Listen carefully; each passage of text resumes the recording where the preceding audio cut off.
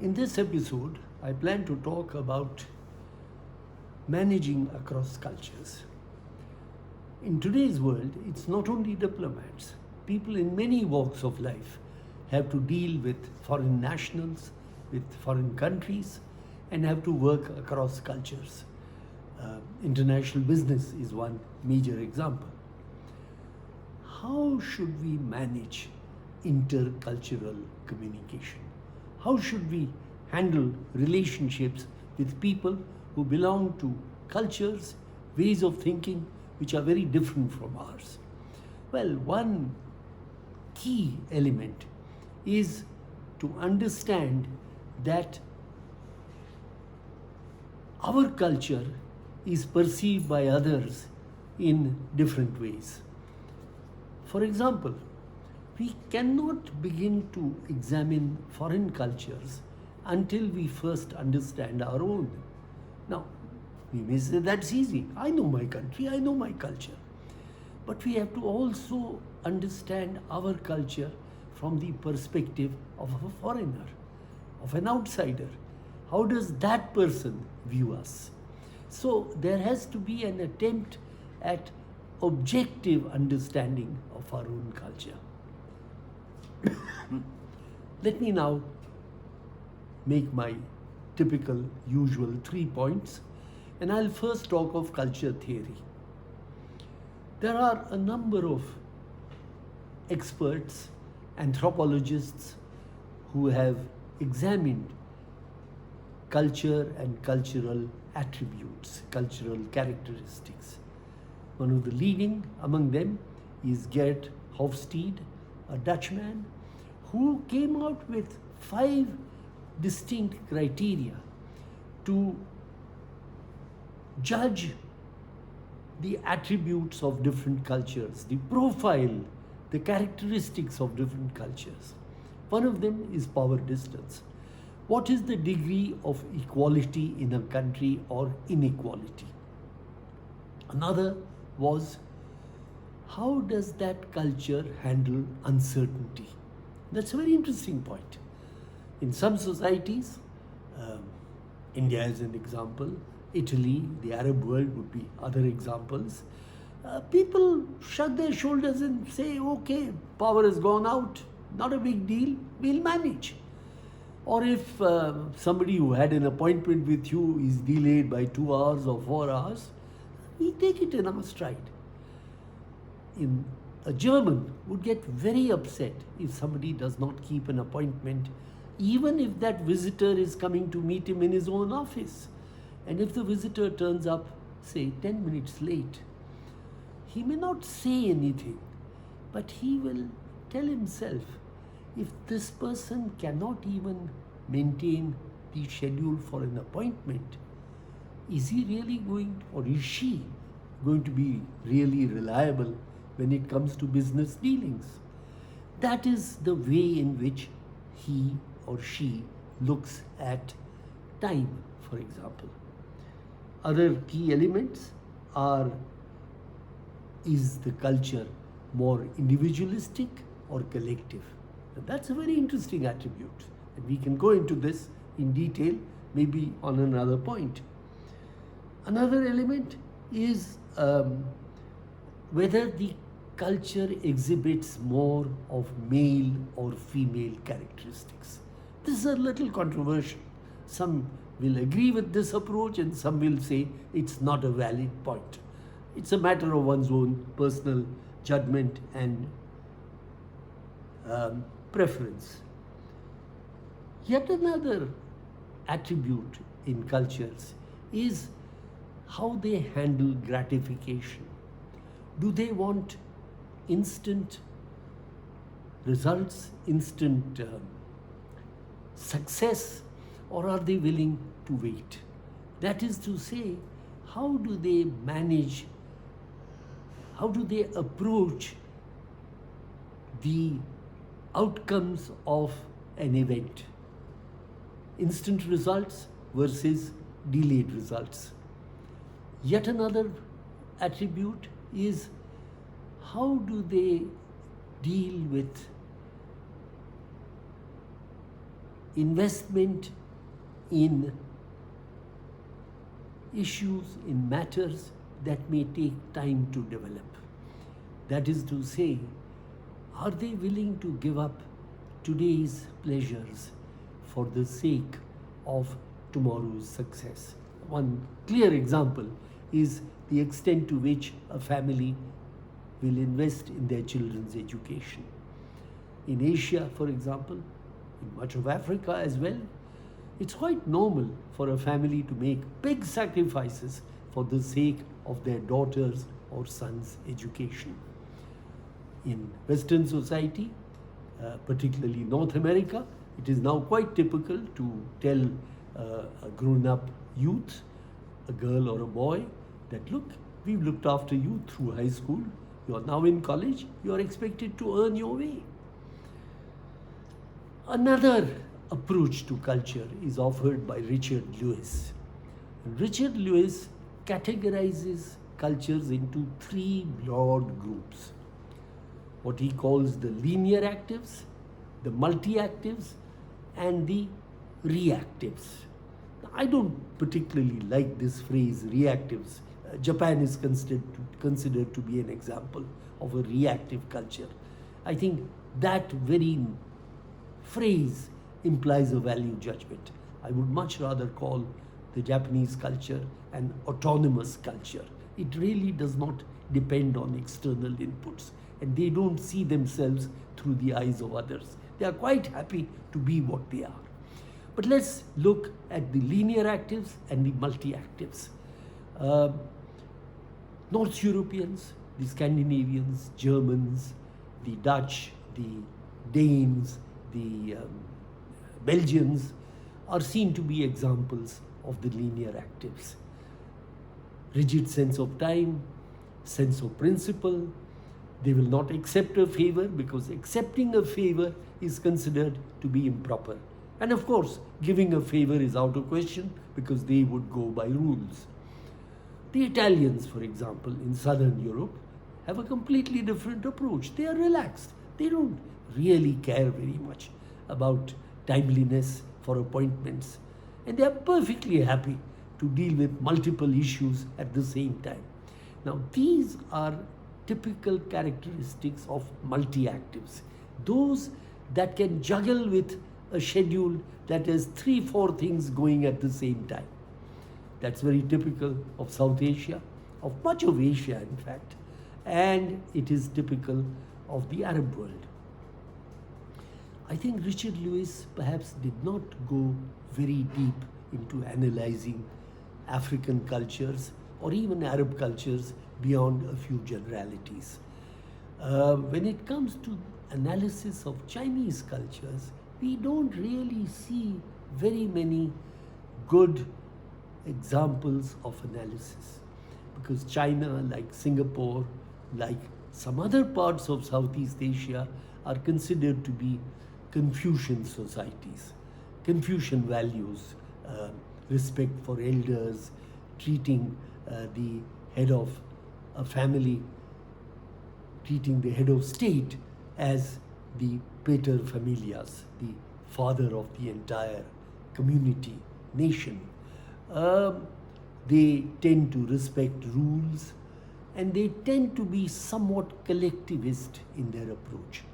But that's not entirely true. Japan is one country where the collective culture has a very strong hold.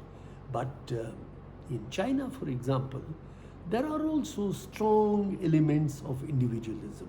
Individuals want to get ahead. They are competitive. So I think Chinese culture needs much deeper analysis. Another great analyst of culture was Hall.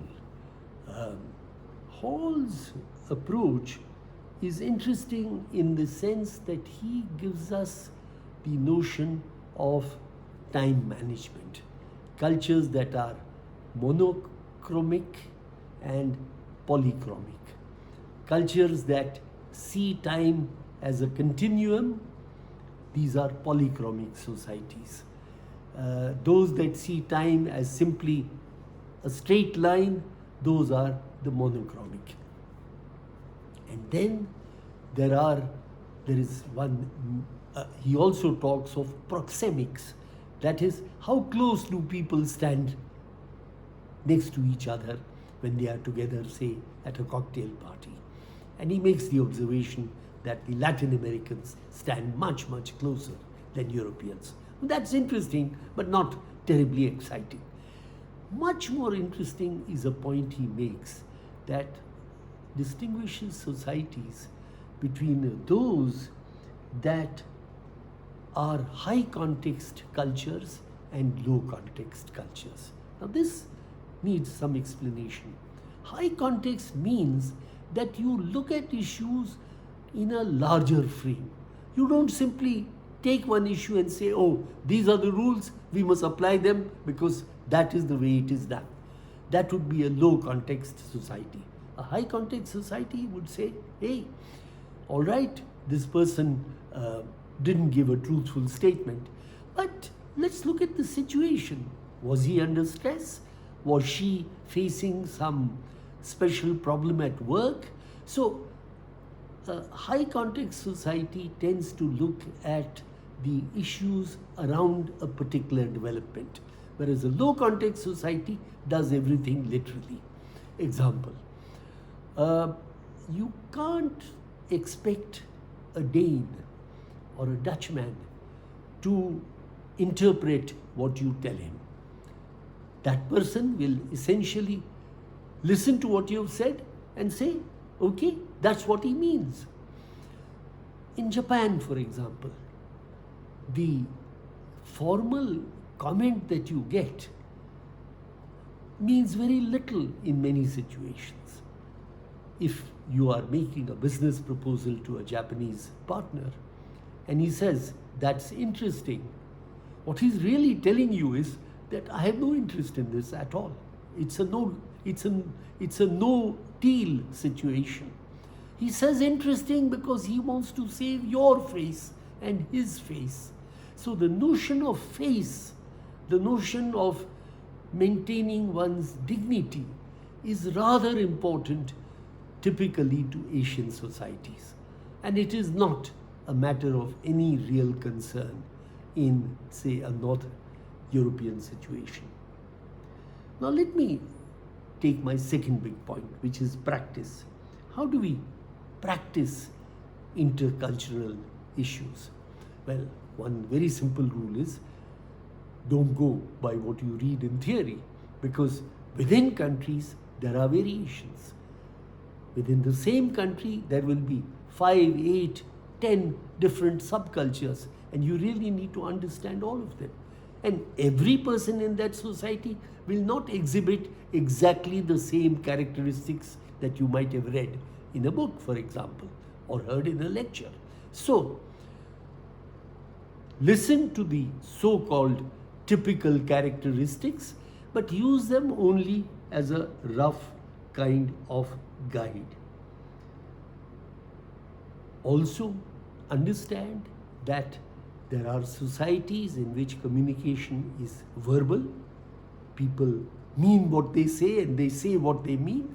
And there are societies where communication is non-verbal, where together with the words, you have to look at the gesture. You have to look at the context. Again, we come back to high and low context societies. We also have to learn typically a foreign language. A language is a wonderful gateway into understanding a culture. So anyone who wants to understand cultural management has to be a constant learner. My third point is a little bit unconnected with cultures, but it is connected indirectly, and that is diplomatic signals. Now, the word signal is used in a journalistic way simply to mean that this has happened. You would say France decided to increase the level of customs duty on cars made in Japan, and this signaled a change of policy. Now there, signal is used in a general way. But diplomatic signals have a very specific meaning. Those are signals that are given by one side to another, one country to another, one negotiator to another, either to strengthen something that has been said or to, in a way, convey something different from what has been said. So signals require interpretation, and signals sometimes depend on ambiguity.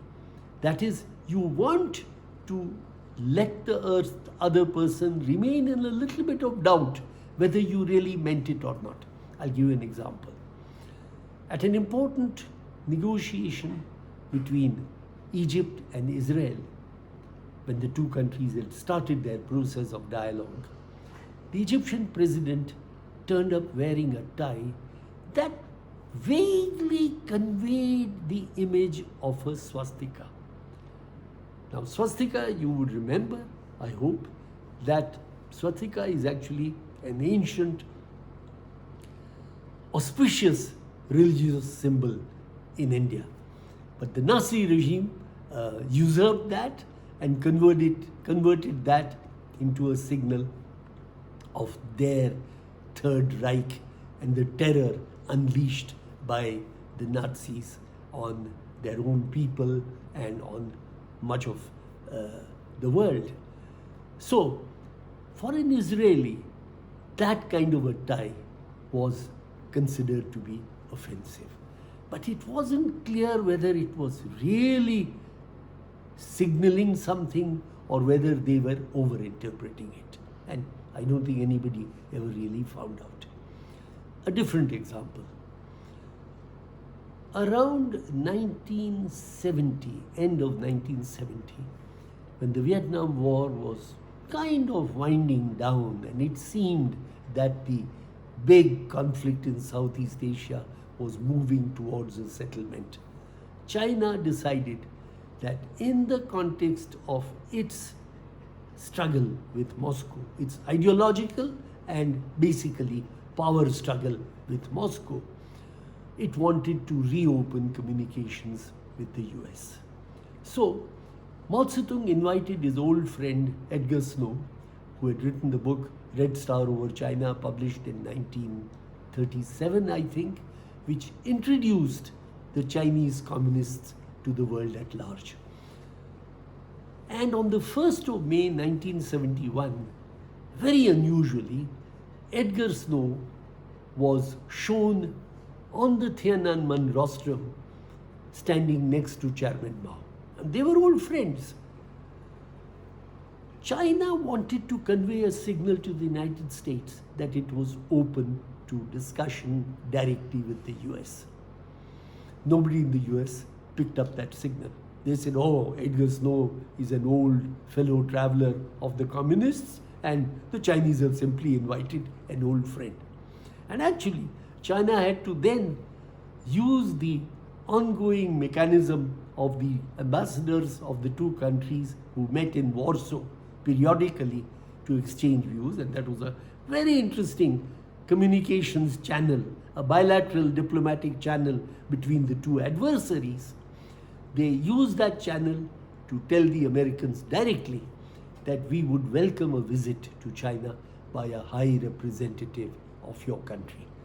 And that is how, in July 1971, Henry Kissinger made a secret journey to China, secret until it was announced that he had reached China and he had held important discussions in Beijing.